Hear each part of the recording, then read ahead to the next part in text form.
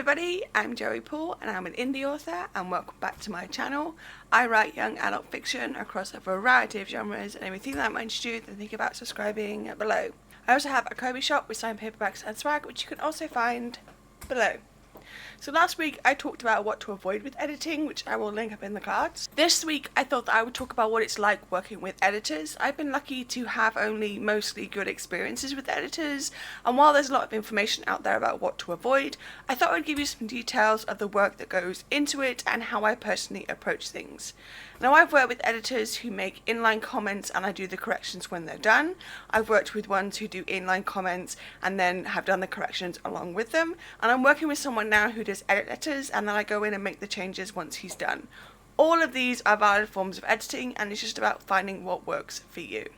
So number 1, inline comments, corrections after.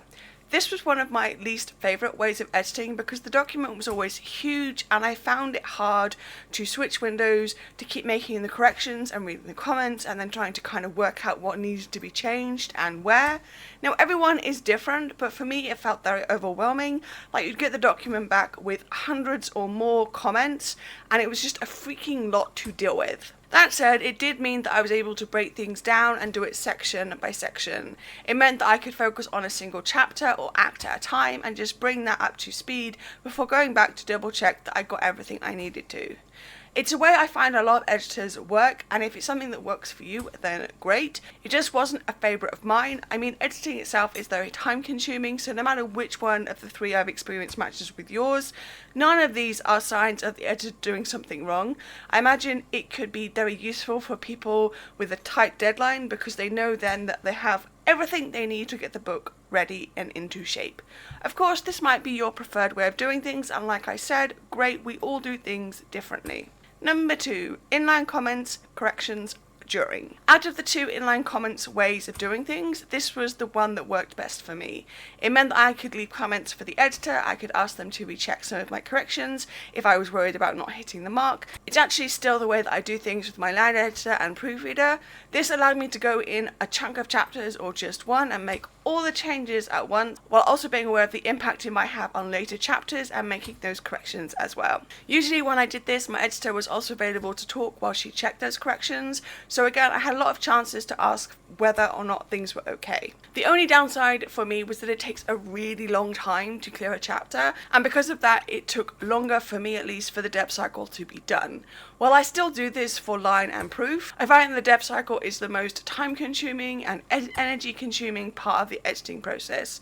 So while this worked for me at the time, I don't know if I'd want to do it again for dev edits.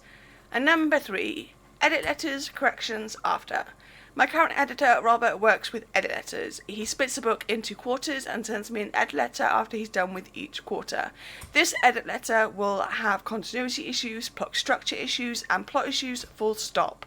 He usually only needs a month to read completely, allowing me 2 months to go through at my own pace and make those corrections. He's also still available for me to message for clarifications, and that allows me to know that I've hit the mark, as it were, when it comes to corrections. I think out of the 3 editing styles I've experienced, I prefer this one for the dev edit. When I make my corrections, I usually go through from start to finish in 2 chapter blocks, and then when I've done that, I go through twice in 5 chapter blocks, just to make sure that I catch everything. Now, I know that this might not work for some people, especially if they feel like they need more guidance, but it was the one that worked best for me. The first book I did with Robert, and the first time using this style of editing, it did make me exceptionally anxious because I had no longer had someone to guide me through the process. But as we've done more books, I've grown more confident, which is a good thing. So yeah, there is no one way to edit. There are like several different ways. Some editors will do both inline comments and edit letters, and I think that works for some people. I just don't think it would work for me. I'm really happy with the editor that I have now. I just thought that I'd give you some ideas of what the 3 ones I've experienced and how they worked for me. So what way do you edit? Let me know in the comments down below. So that's what I got time for today. If you want to support my channel, you can comment, like, or subscribe. I post new videos on Thursdays. You can find me all over social media, and my books are available everywhere. You can also support me in my Kobe shop, and you can also sign up for my newsletter. And don't forget to pick up Translucent, which is the second in a young adult dystopian quartet. And also don't forget to grab a ticket for Wonderland in Nottingham in July, where I'll be signing books. All the links for which are listed below. Thanks for watching, and remember to keep writing. Bye.